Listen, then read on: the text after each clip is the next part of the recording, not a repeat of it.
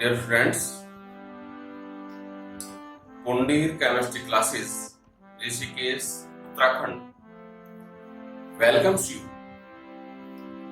to present here.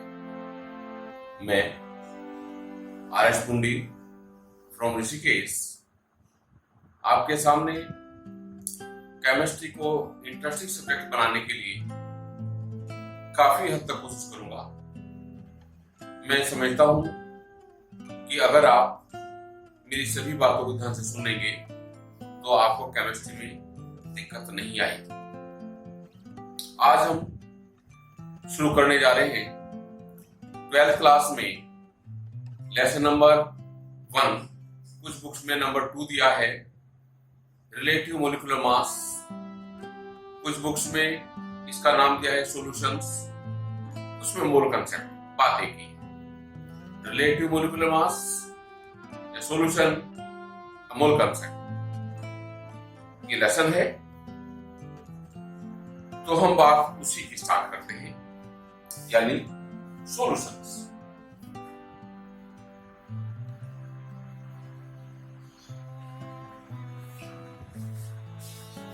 Solution होता क्या है?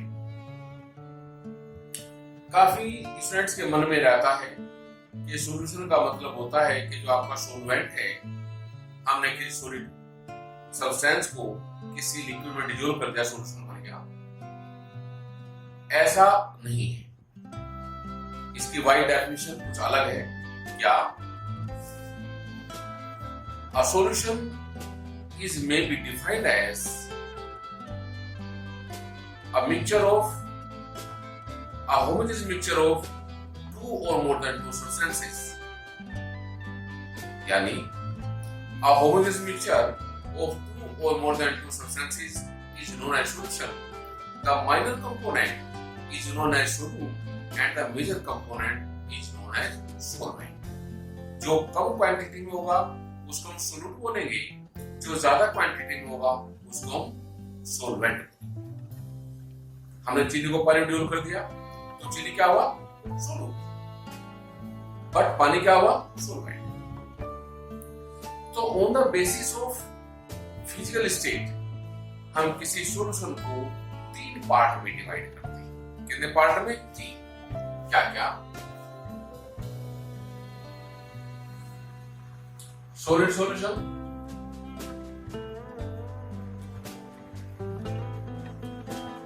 Liquid solution and gas solution. Solid solution, liquid solution and gas solution. अब solid solution उसको बोलेंगे जिसका मेजर कंपोनेंट सॉलिड होगा बट माइनर कंपोनेंट में भी सॉलिड, लिक्विड और गैस। लिक्विड सॉल्यूशन उसको बोलेंगे जिसका मेजर कंपोनेंट लिक्विड होगा बट द माइनर कंपोनेंट में भी सॉलिड, लिक्विड और गैस। सिमिलरली गैस सॉल्यूशन हम उस सॉल्यूशन को बोलेंगे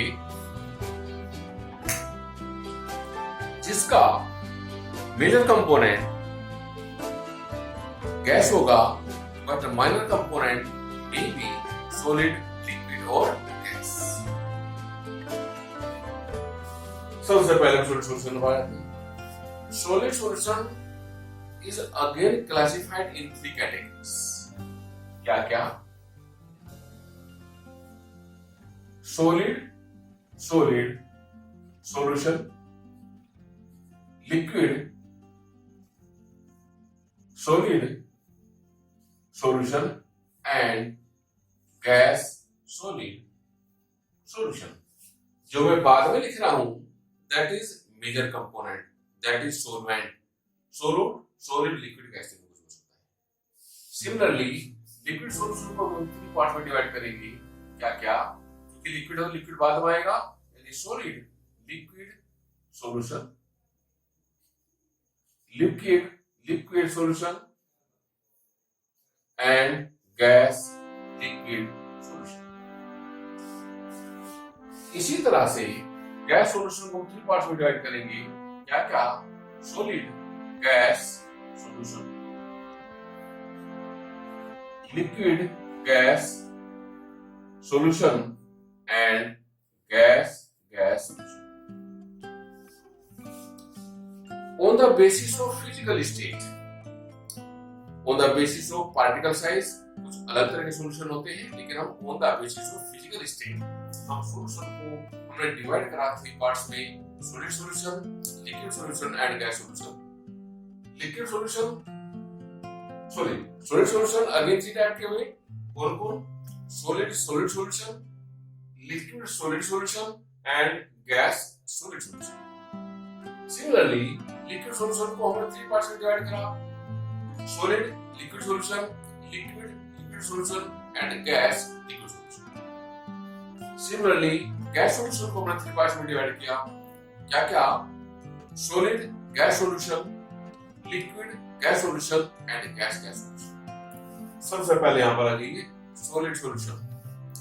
solid solution में solute and solvent दोनों के दोनों solid state में प्रेजेंट होते हैं, यानी minor and major component are present in the solid state. तो हम उसको क्या बोलेंगे? solid solution. For example, alloys, jewellery पहनी जाती है. ज्वेलरी में क्या होता है? मेजर कंपोनेंट ऊपर. जब गोल्ड की ज्वेलरी पहनते हैं, हमारी मम्मी लोग, लेडीज लोग बहुत ज्वेलरी के शौकीन होते हैं, तो क्या जो ज्वेलरी बनती है, ज्वेलरी क्या हुआ? एक एलॉय हुआ. उसमें कॉपर क्या होता है? मेजर कंपोनेंट है and gold is minor component. तो दोनों के दोनों सॉलिड होते हैं, यानी हम एलॉयज को सॉलिड सॉल्यूशन का एग्जांपल मान सकते हैं. लिक्विड सॉलिड सॉल्यूशन, यानी liquid is present in solid. Solid आपका मेजर कंपोनेंट है, लिक्विड क्या है? कम.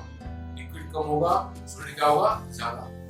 जितने ऑइंटमेंट होते हैं, आप पेस्ट करते हो, पेस्ट में क्या होता है? सॉलिड स्टेट ज्यादा होती है, लिक्विड स्टेट कम होती है. आप च्युइंगम खाते होंगे, च्युइंगम में क्या होता है? सॉलिड स्टेट ज्यादा होती है, लिक्विड स्टेट कम होती है. तो ये एग्जांपल जितनी पेस्ट होती है, जितने ऑइंटमेंट्स होते हैं, वो सब के सब फेस क्रीम जो लगाई जाती है, सब के सब लिक्विड सॉलिड सॉल्यूशन का एग्जांपल. इसके बाद गैस सॉलिड सॉल्यूशन, यानी gas is present in solid. Gas किसी सॉलिड में प्रेजेंट होता है. क्या? जैसे पैलेडियम एक सॉलिड होता है, पैलेडियम क्या करता है? एडिशन कर लेता है अमोनिया या hydrogen. Hydrogen is absorbed by palladium. वो इसका एग्जांपल हुआ गैस सॉलिड सॉल्यूशन. ये जो हमारे मिनरल्स मिलते हैं, वो भी गैस सॉलिड सॉल्यूशन का एग्जांपल माने जा सकते हैं. अब आ जाइए आप लिक्विड सॉल्यूशन. लिक्विड सॉल्यूशन में पहला क्या है? सॉलिड लिक्विड, यानी सॉलिड क्या है आपका? Minor component. लिक्विड क्या है आपका? Major component. जैसे sugar is dissolved in water. Sugar क्या होगा? सॉलिड होगा, वाटर क्या होगा? लिक्विड होगा. तो शुगर या आप को घोल दीजिए पानी में, तो क्या होगा? Solid in solution. Liquid alcohol in water. जो शराब पी जाती है, शराब में क्या होता है? पानी होता है और अल्कोहल होता है. तो दोनों के दोनों लिक्विड स्टेट में प्रेजेंट है, अल्कोहल एंड वाटर. क्या?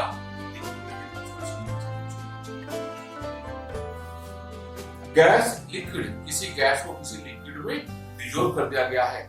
कोल्ड वाटर, जो हम सॉफ्ट ड्रिंक यूज करते हैं, जितने भी ड्रिंक वाटर आते हैं, पेप्सी यूज करते हैं, आप जितने सॉफ्ट ड्रिंक यूज करते हैं, वो सारे सॉफ्ट ड्रिंक वो गैस लिक्विड सॉल्यूशन का example.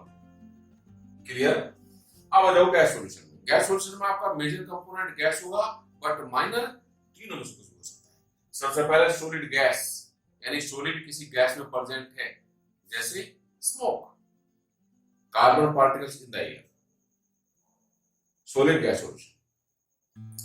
Liquid gas, liquid present in gas. Fog में क्या होता है? Water particles in the air. Gas mixture हुआ है डिफरेंट गैसेस. ये जो हमारा क्लाइमेट है, ये जो हमारा एटमॉस्फेयर में बहुत सारी गैसेस होती है, तो इसका एक बार रिपीट करूंगा. सबसे पहले सॉलिड सॉल्यूशन, ध्यान दीजिए जो बायो में लिखा होता है दैट इज मेजर कंपोनेंट, जो पहले है वो माइनर कंपोनेंट है. नो के नो टाइप. एक एक एग्जांपल लेंगे तो क्लियर हो जाएगा. Solid solution, alloys. Liquid solid solution, यानी लिक्विड को किसी सॉलिड में डिसॉल्व कर दिया गया है, क्या होगा? Face cream. Paste, gas solid, additional H2 by palladium,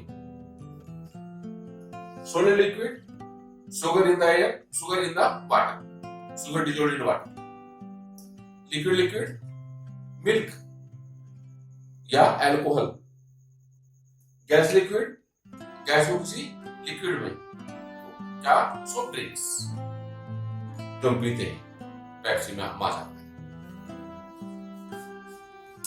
solid gas, smoke, liquid gas, fog, gas, mixture of different gases. तो ये कुछ बातें हैं जो हमने किसके बारे में बात करी, सॉल्यूशन की। यानी solution may be defined as a homogeneous mixture of two or more than two components। जो माइनर कंपोनेंट होगा उसको सॉल्यूट बोलेंगे, एंड मेजर कंपोनेंट क्या बोलेंगे, सॉल्वेंट। अब इन सॉल्यूशन के अगर हम पार्टिकल साइज के ऊपर बात करें, हालांकि उसकी यहाँ पर जरूरत नहीं, लेकिन मैं आपको बता दूं, अगर हम ऑन द बेसिस तो on the basis of physical state हुआ, but on the basis of अगर हम पार्टिकल साइज की बात करते हैं तो हम सॉल्यूशन को 3 पार्ट्स में डिवाइड करेंगे, true solution, colloidal solution and suspension. वो on the basis of particle size पर ध्यान देना। यहाँ बात किसकी हो रही है, on the basis of physics. Clear? अब हम आगे बढ़ते हैं।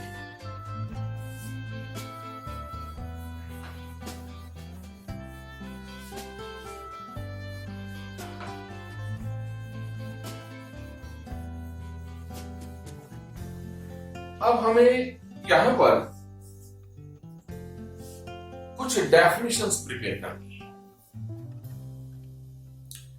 कंसंट्रेशन ऑफ किसी सॉल्यूशन की कंसंट्रेशन को डिफाइन करने के लिए कई सारी डेफिनेशंस हैं, अलग अलग तरीके हैं किसी सॉल्यूशन की कंसंट्रेशन को डिनोट करने के लिए। तो हम उन पर आते हैं। सबसे पहले नॉर्मलिटी।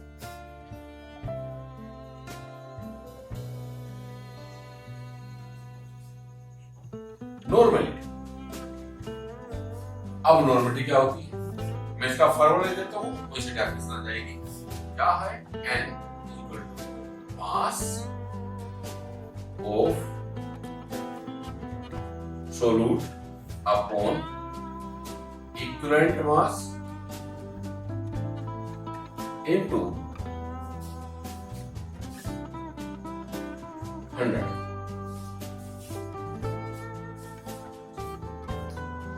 क्लियर? लेकिन तो ध्यान दीजिए, यहाँ सॉरी 100 की जरूरत नहीं है। यहाँ पर क्या होगा, मास ऑफ फ्लूइड इनटू, यहाँ पर इसको हम इससे पहले बल्कि नॉर्मलिटी, देखो कई चीजें होती हैं, हम इसको कंप्लीट करते हैं। नॉर्मलिटी, मोलरिटी, मोलरिटी, फॉर्मेलिटी, ये सब की सब, या मोल फ्रैक्शन, ये सभी के सभी हम, ये कुछ टर्म हैं जो हम इसमें यूज करेंगे किसी सॉल्यूशन की कंसंट्रेशन को डिनोट करने के लिए। तो उन टर्म की बात करेंगे। सबसे पहले बात करते हैं किसकी, नॉर्मलिटी। क्लियर? हम बात कर रहे थे कुछ टर्म की, तो यहां पर आ जाते हैं। देखो क्या, हाँ सबसे पहले हमने बात की किसकी, नॉर्मलिटी की।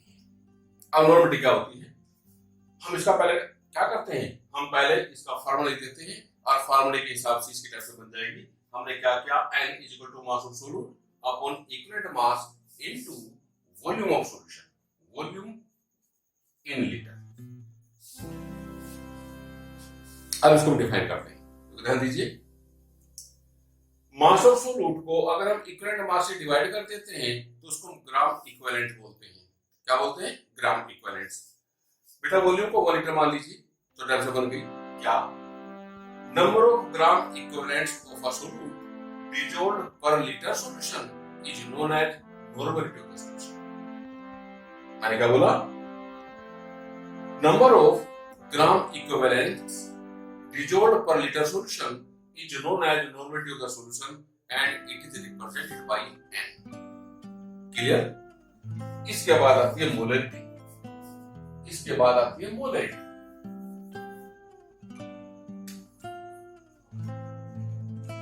मोलरिटी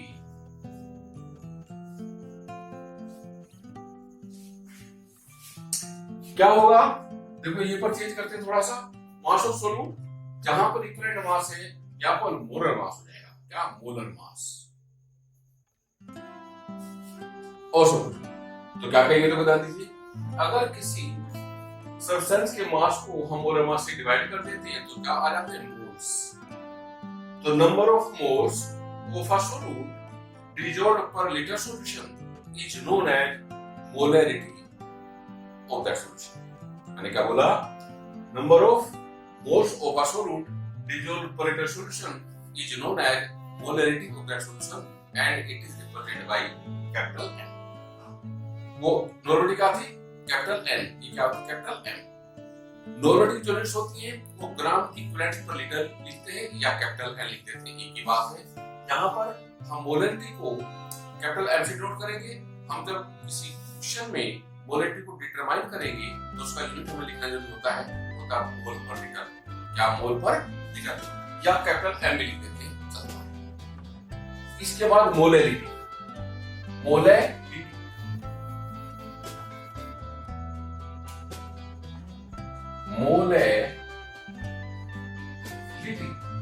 ये स्मॉल m होता है। यहाँ पर क्या होगा, ऐसे कुछ ये चीज हो जाएगा, यहाँ पर क्या है, मास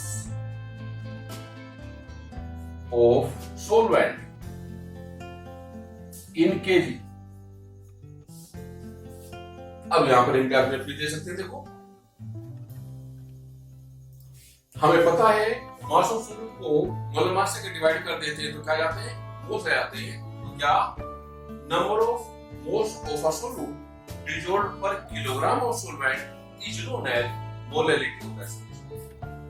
मैंने क्या बोला, number of moles of a solute dissolved per kilogram of solvent is known as molarity of that solution। It is represented by small m and the unit of molarity is mole per kg, mole per kg। इसके बाद होता है formality, formality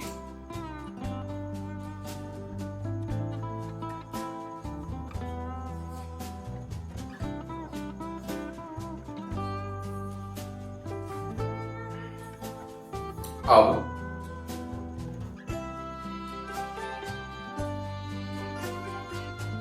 तो ध्यान दीजिए, formality and molarity ये लगभग मिलते जुलते हैं।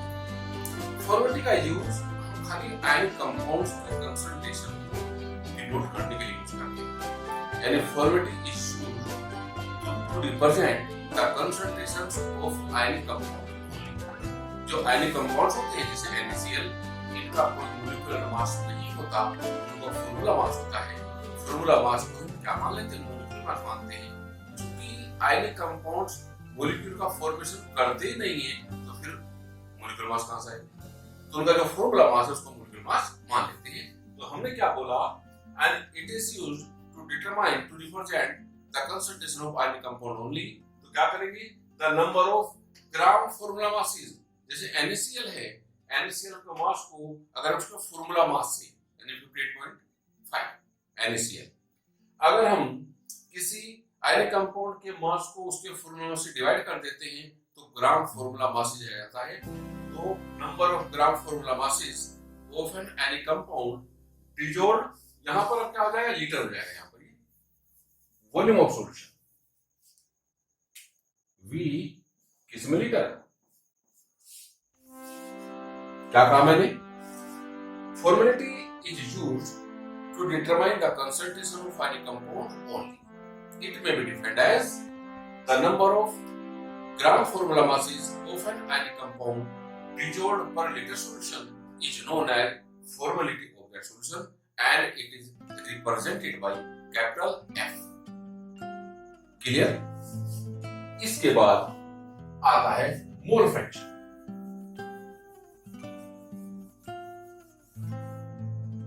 मोल फ्रैक्शन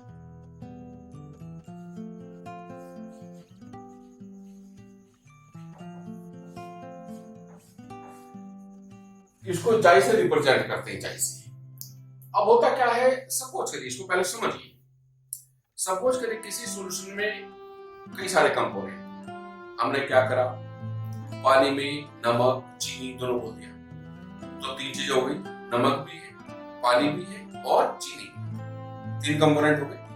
अब जिस कंपोनेंट का मोल फ्रैक्शन निकालना होता है, उस कंपोनेंट के मोल्स को आप टोटल नंबर ऑफ मोल से डिवाइड कर दीजिए। क्या कहा मैंने?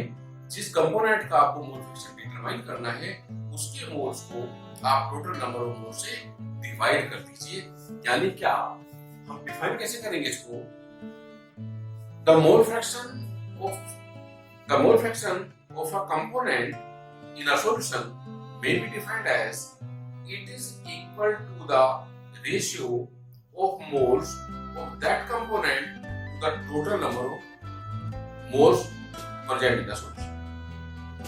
सुनिए, किसी भी कंपोनेंट का अगर हमें मोल फ्रैक्शन निकालना है तो उसके मोल को आप टोटल नंबर ऑफ मोल से डिवाइड कर देंगे। कैसे? यानी क्या, it may be defined as it is equal to the ratio of the moles of that component to the total number of moles present in the solution। Suppose करिए किसी solution में 3 component है A, B and C। The moles of A are N1, B के N2 है और C के N3 मान लीजिए। तो क्या होगा? Mole fraction of A will be equal to N1 upon N1 plus N2 plus N3। Similarly, mole fraction of B will be equal to N2 upon N1 plus N2 plus N3, and mole fraction of C, chi of C will be N3 upon N1 plus N2 plus N3। यानी मैंने क्या बोला? Mole fraction of a component may be defined as the ratio of the moles of that component to the total number of moles present in the solution is known as mole fraction of that component. Let there are 3 components A, B and C in a solution, and the moles of A are N1, moles of B are N2. Then mole fraction of A is equal to N1 upon N1 plus N2। Similarly, mole fraction of B, हम chi बोलते हैं, chi of B या mole fraction of B is equal to N2 upon N1 plus N2 plus N3, and chi of C is equal to N3 upon N1 plus N3। इस तरह से हम क्या करते हैं? मोल फ्रैक्शन निकालते हैं। 2-3 तरीके और है कंसेप्ट को रिप्रेजेंट करने के लिए, उनकी बातें भी कर देते हैं साथ साथ।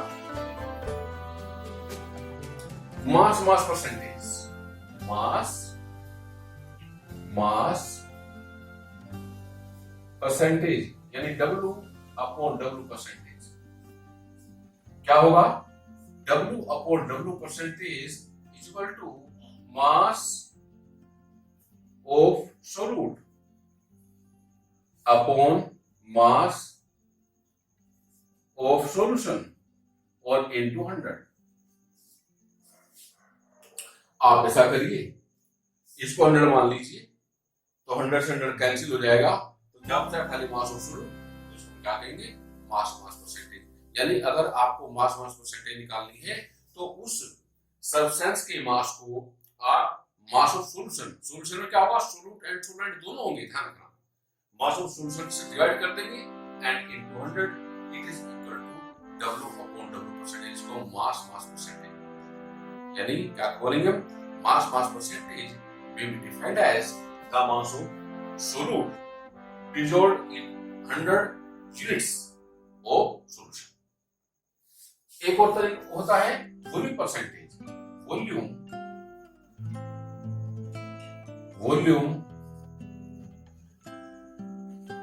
परसेंटेज यानी V अपॉन V परसेंटेज। क्या बोलेंगे? V upon V percentage is equal to volume of solute upon volume of solution into 100। यहां भी वही कर दीजिए, इसको 100 मान लीजिए, 100 से 100 कैंसिल हो जाएगा, तो क्या बचेगा? खाली वॉल्यूम ऑफ सॉल्यूशन कैंसिल बच जाएगी। क्या volume percentage of a solution में defined as it is equal to the volume of solute present in 100 units of solution. मेरी बात क्लियर हो गई? और एक होता है ग्राम पर लीटर में परसेंटेज निकालने के लिए आता है ग्राम पर लीटर।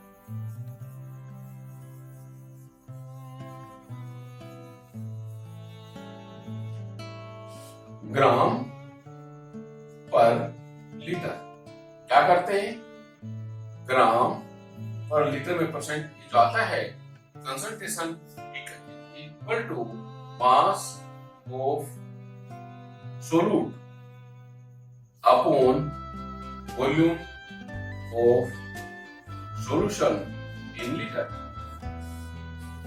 तो आप क्या करिए, आप वॉल्यूम को 1 लीटर मान लीजिए, तो क्या बचेगा मास ऑफ सोल्यूट। तो क्या कहेंगे, यानी ग्राम पर litre concentration equal to may be defined as it is equal to the mass of solute present in 1 liter solution dissolved in 1 liter solution। ये कुछ तरीके हैं इसे सोल्यूशन की कंसंट्रेशन को प्रेजेंट करने के। इसके बाद हम आगे बढ़ेंगे। ये अभी तक हमने जो बात करी है ये सब छोटी जनरल बातें थी, इनके ऊपर न्यूमेरिकल्स आते हैं। फॉर्मेलिटी निकालने के लिए न्यूमेरिकल आता है, normality, molarity, molality and mole fraction, इन सब को न्यूमेरिकल आते हैं। हम न्यूमेरिकल भी करेंगे, पहले हम इस लेसन की थ्योरी को कंप्लीट करेंगे। मेरी बात क्लियर? Thank you.